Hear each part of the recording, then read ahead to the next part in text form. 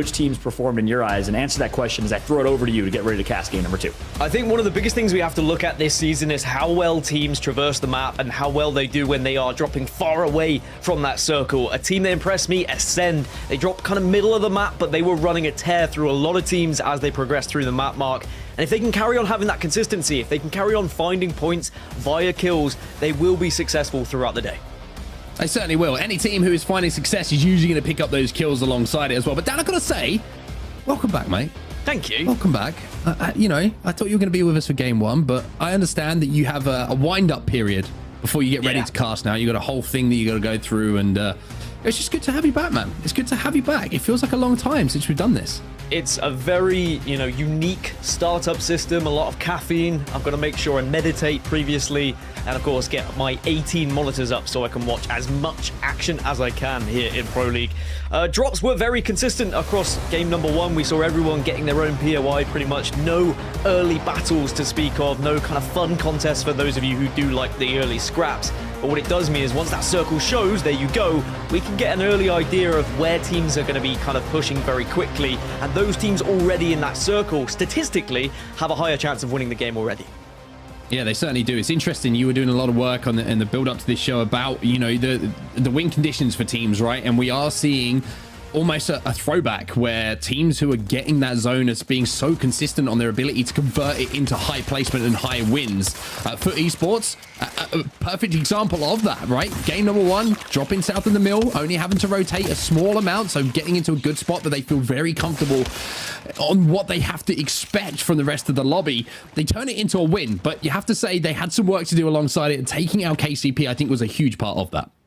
And I think that, for esports, we'll look at where they dropped and where other teams who dropped around them and who were their biggest competition. And GG was one of them, the Gaming Gladiators, right? They were a team that probably should have done a little bit better, maybe should have won the game, considering where they landed and where the stats would suggest.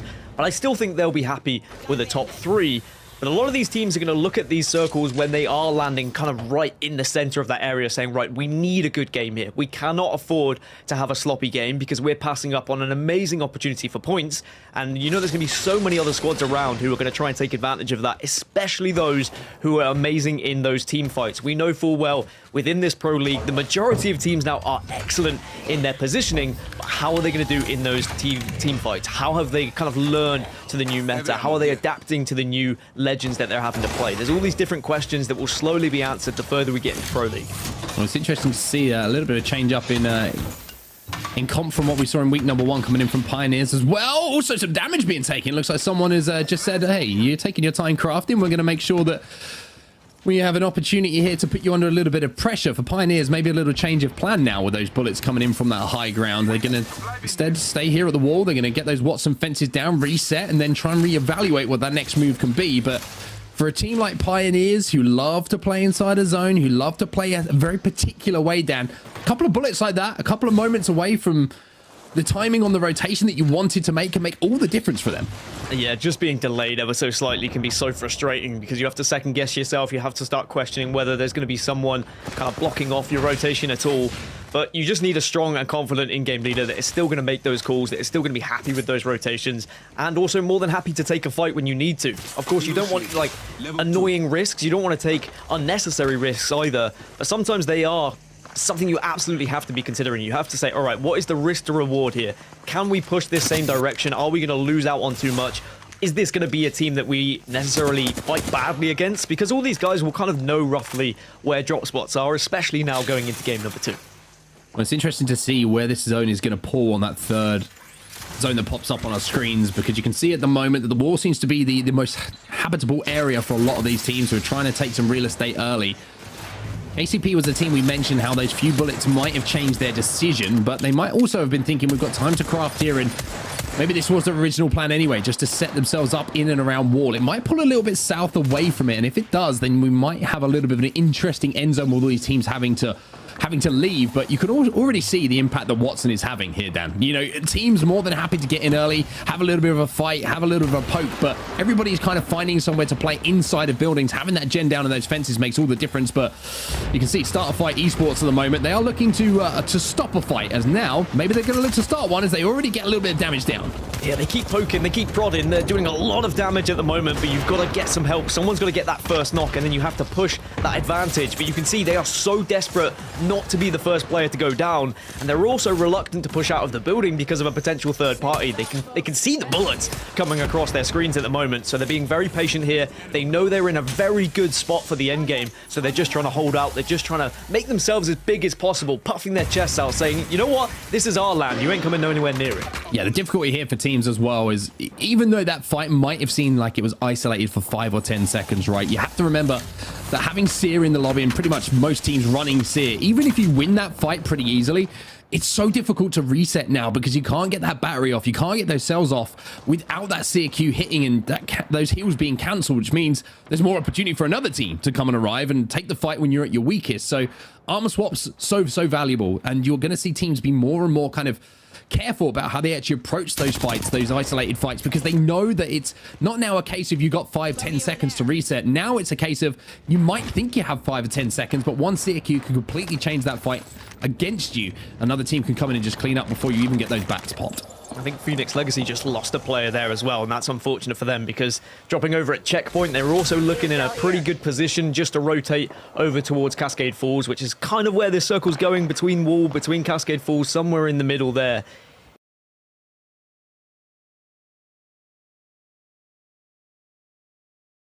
Furthest we saw win point is, so it really would suggest that those teams, the more likely case towards the wall, are probably the favorites right now. You can see up overhead every the teams who are moving down trying to force their way in, but for now Bitfix the car is of a surprise if that gun was doing holding the getting the damage. So many teams in and around for these remaining.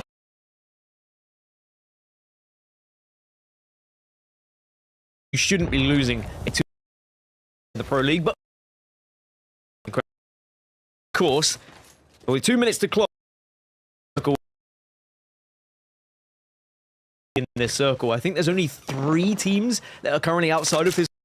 So that's how quickly we're seeing squads now rotating when they do get any sort of indication of where the circle's going. Well, if you do get that full team wipe, so we see Bitfix being our first team to be eliminated. They managed to find the last player that was alive, and they just about managed to stay alive themselves, stay on their feet, I should say. Some more shots were raining down from all of those teams that are inside of wall at the moment. If we do have an opportunity to pull up the map overhead to show everyone at home, to give them an indication of how many teams are actually inside of wall at the moment, it'd be a really good indication to see how this end game is going to play. 19 squads remaining. It's going to be a similar pattern to what we saw from game number 1, down with everybody coexisting until that zone forces them to move. And where that zone starts to pull can be a real big factor. If it pulls away from the buildings ever so slightly, you're going to see so much carnage so quickly. And what's crazy is there's 3 teams outside of zone and they're all in the same vicinity at the moment. Here they are, Aurora, Fire Beavers, they're currently going at it. They are the kind of edge team at the moment. So this is a huge fight to try and win. This is a huge fight to try and take KP away from. But at the same time, such an unfortunate situation if the third team ends up getting involved here.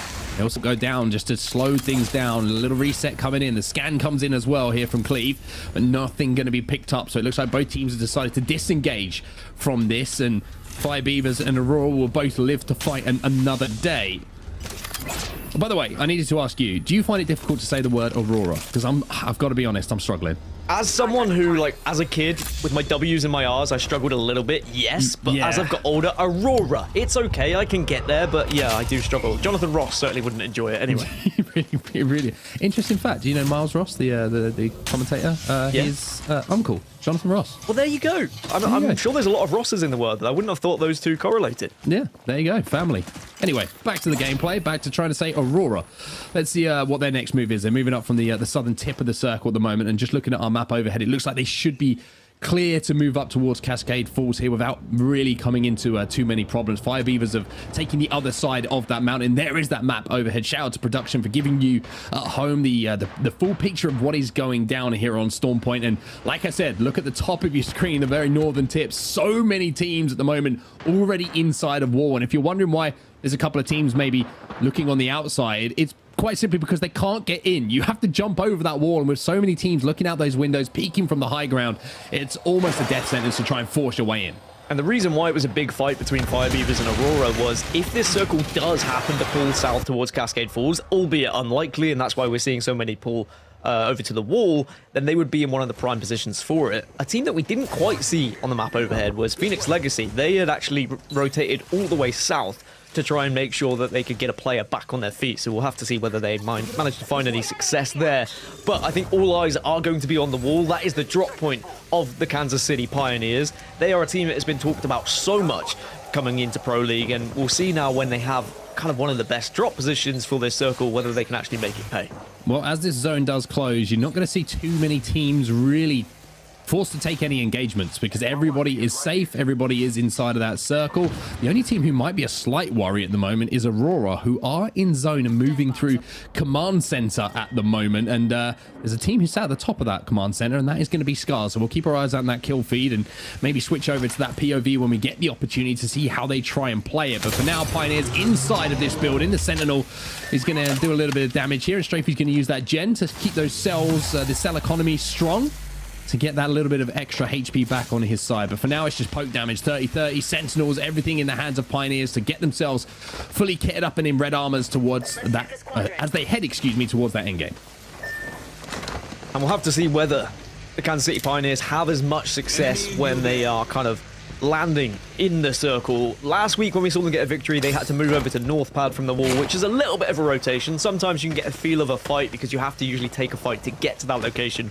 Whereas literally the Pioneers, they've kind of landed, they've been in the perfect spot, they had a little bit of a grief, but they've not really had to take an engagement. So now it's going to be, all right, is your setup going to be as good as your fight? Are you going to be able to withhold these teams that are going to try and take these priority positions off you? Obviously, they've got the composition for it. Any sort of Watson coming into the equation is very much going to help in these final circles. I love seeing Watson back into play as well, by the way, which I'm sure you do as well, as an old school Apex player. But now it's about making it count. It's exactly what I was saying at the start of this game. You've got to make sure that when these circles do come to your drop spot, you have to get the points. Well, Scars is going to be an interesting watch as they take to the skies now. I was worried that they might get pressurized from the bottom of command center, but it looks like that team has actually decided to take a different route right through the zone, which has now forced Scars to try and force their way in. We'll jump into a listening right now as they land, because this is a huge moment here for this new lineup. You can even land in between, it's fine. Let's make sure you don't die. It's free? Yeah, it is. Nice. You need to gen. You need to gen. Tashin, gen. Yeah, why you say I should play between then, bro? Like, Here, sorry. No, you need to land between. I land. Go. Just fuck it. Let's gen and go, everything's fine. We need space fences now. I'm gonna go on the drone, okay? We have 10 squads around. We shouldn't get tinted by any chance. I'm gonna see if there's a team behind us, by the way. Yeah, there is. There is? Okay, but... There's team here and team here then. And the team here, up top here, so they might try to go here. Be careful, like on this side. I see one of them. Be prepared. Yeah, they're playing there, by the way. Enemy over there. We vibe in here, no joke. We have one of the best spots now. Nice fence rotation, no blah. Just don't pick Jero. Just keep making present, but don't get this on. Yeah, this is the duo. These guys are the duo. I think so. Let me see. Yeah, they are the duo. Yeah, they are the duo and they have a team here. So they will fight later. It's gonna be a free juice for us. people destroying my fence. Drop the fence. Well, as we jump back into the comms and out of the comms of Scars, I mean, what a rotation that was, Dan. To thread the needle, to find a playable zone with this Watson means that they will be inside of wall towards this endgame. Yeah, not only just a playable area, but you heard it in the communications. They think one of the best areas you could have with where this circle is going to be landing. But now it's about how you play it. You also heard in the communication they're trying to work out where's the duo, where is the two. They've seen the kill feed happening. They are pretty certain there's going to be just a team of 2 over. So that's why we're seeing so much attention directed that way, because this could be some free KP for them if they play it right. But now with the next circle giving us that information, look how many teams are going to have to move from the direction. There is about 4, 5, 6, I'm counting 9 teams outside of the next circle on set. So out of those 16, there is a lot who have to make their way just slightly north. And that means we're going to get a lot of fights as this next circle closes. Well, one way to get inside a zone is to have a Kraber, and Kashera has it in his hands. Just a reminder, we're playing on the previous patch, so that Kraber is going to be in the care package. And if you're trying to get a pick to force a team to fight, or just try and force a little bit of a ruckus for you to take advantage of, having that Kraber in your hand, one bullet will change that completely. Totem now making their move, but the Watson fences are down, and they are finding their shields down as well. It's Ascend who are holding this high ground at the moment, and with a Kraber in the hand, it only takes 1 bullet, but you got to have a bullet in the chamber to start with. That one's going to narrowly miss, but another opportunity to line up here is not going to be taken. Kashira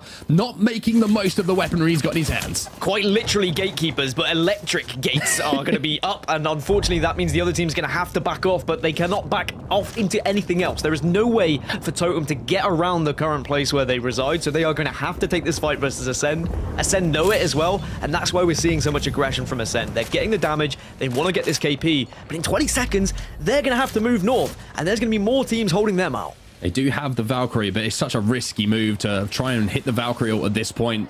Instead, maybe looking for a pick. If they can get a pick, a few KP here with this Kraber, a lot of pressure actually on the shoulders of Kashira here to put this to use, because, like you mentioned, there's such a treacherous move for them to make now as Totem Esports find themselves taking a lot of damage, and a knock comes in from them. And Mars is now going to be trying to survive in that corner using the knockdown shield, but the longer he survives, the more opportunity maybe there is to pick up placement points, because if he can survive for 30 seconds here, just 30 seconds, 15 squads will be cut down to about maybe even 8 or 9. So the longer he can just stay on his feet, stay in this game, stay present, there might be more points on the board, but no, it's not going to be allowed to happen. It's 3 Muppets who move in, and that looks like it could be the end of their game, but no, he escapes around that corner for just a second. Finally, Totem will be taken down, and 3 Muppets move in. So Totem, they managed to Valkyrie in, but they get taken out, and Ascend have done exactly the same thing. They've gone far north. 3 Muppets trying to stay alive, doing a little dirty dance at the moment with Heroes, who are also making sure they can try and get some KP. Scars have just lost a couple of players. V2 get eliminated, down to 12 now, make it 11. Scars go out. Scars are out, 11 squads now remaining. Heroes trying to survive. Might have time just enough here to stick this res, while there's other fighting going on in and alongside them. That little bit of distraction, that audio cue was enough, but they also see Aski's alert to that player trying to just hop through zone for a second to get some free shots down. But now Heroes look like they've stabilized and survived, but you can see it's not the most comfortable of looking positions for them to play, just hugging that corner of the wall. Well, what if I told you Ascend are still alive, and Ascend may have got into one of the best positions on the map just from Valkyrie ulting? They are right above KCP, right? Pioneers who dropped in this area that got prime positioning right from the get-go now share a building with Ascend. There you go. On top, they've Watsoned up, so they Ascend. There you go. On top, they've Watsoned up, so they managed to kind of pick their timing absolutely perfectly. You saw what happened to the team they were holding out. They went a little bit too soon. They got caught out and they went down because of it. That was Totem Esports. But because Ascend just found that little window that sometimes teams are distracted, they get onto one of the best buildings in this final circle. KCP, the team who are underneath them at the moment. I want to talk about Aurora. What a rotation they made. We saw them right down at the southern tip. Probably the team that was furthest away from where that zone has pulled. Only around 3-4 minutes ago, they went all the way through the zone, all the way up to the north, and now find themselves inside of the circle as well. They're just to the north of where Ascend find themselves, so they've got a pretty good position to play with as well. On the other side of that zone, and with a more treacherous path to travel, is trying to get damage down because the zone is going to burn, it is going to singe, and it's starting to close right now. Gotta be careful. Nightmare Esports, they go out. 10 squads now remaining, and Heroes even though there's some good shots being put across, where are you going to go from here? Are you going to all push together? Do you send one player on a flank just to try and stay alive, just to go for placement? It's a very big risk wherever you're going to go. Oh. And looks like they want to take the fight. Look at the timing coming here. ASCII just moved up as the rest of the players in front of him were distracted. They get the wipe. Heroes stay alive, and ASCII also manages to stay alive. Got a player in front of him, though, and ASCII, even though he's doing God's work at the moment, might be at the end of his journey. Heroes will be eliminated. We're down to 7. And Ascend are cleaning up from their high point as well. They're just getting those final bullets in. Strafey from KCP also hitting shots to make sure he gets downs as well. So important that you get these knocks, then you get someone to clean them up, so you can just get that extra little bit of KP as you go into these final moments. But look at the positioning of Ascend. They are kings of the castle right now, but it's about how you play this final circle. It is going to be moving ever so slightly away from this building. You almost guarantee yourself top 3 just being in this building right now, but can you get a victory from it? I mean, Lufka with this flatline has been hitting everything. Every single player who's tried to poke has just had to answer back to those heavy bullets, just smashing through those shields. High Peak, you're going to have to take a few moments here to get themselves back up to 3, but a gold bag certainly going to help that, as Bavis is going to come back into that game at least with a little bit of health to play with. But look at Aurora, just waiting for all of the carnage to kind of unfold in front of them. If they can time this one right down, they might be able to steal in here and take the high ground if Ascend take a little bit of damage themselves. So that's kind of the interesting battle here. KCP still inside of that building, though, still just watching everything happen around them. For them, it's all about timing. When do they make their move out of the building? Do they try and go a little bit earlier, get ahead of all these teams as that zone will start to pull, or do they just wait until that final moment to burst out and hopefully catch a couple of teams off guard? Yeah, timing is absolutely everything, but it can punish you at the same time if you go that little bit too early. So that's what all these teams are kind of bartering off against each other at the moment, trying to encourage pushes with a little bit of damage, maybe a nade coming in here or there, as a player from Ember has just been taken down by Nasky, and that could just start now a little bit of a wave of movement as people start to see a team get eliminated. We have 5 squads remaining. Aurora still being patient as this final circle begins to close, but now everyone's getting a little bit antsy here, Mark. Everyone realizes that this is the moment where you have to start making a move, you have to start making a decision. And it looks like Aurora have made that decision. The Searol goes down. They try and move forward, but unfortunately, they're just getting shredded from that high ground. It is, of course, going to be Ascend with those dual flatlines just raining down from above. 1 player still left alive for them, but 5 squads left alive in the lobby. Ascend at the moment, kings of the castle, up on that high ground, and every single person in front of them. This is like the firing range for them at the moment. Yeah, Kashira as Newcastle going to be really important here. Of course, he can hop on down, he can get his wall up, and he can really be a nuisance to all of the other teams. But they'll know there is going to be other Newcastles in the game as well. As absolute shreds from the devotion. Ascend, kings of the castle, and I tell you what, here comes the castle wall. Oh, the castle wall's massive as well, because now they've got ahead of every other team that was in front of them. They make the plays, they get the kills required. Kashira will clean up Pioneers as well, and with that move, Ascend, they win the game. And not only that, that was a monster KP game from them. I want to see the damage stats, because I'm telling you what, Kashira in that end game, he was not missing any bullets whatsoever. And even though Ascend didn't have to move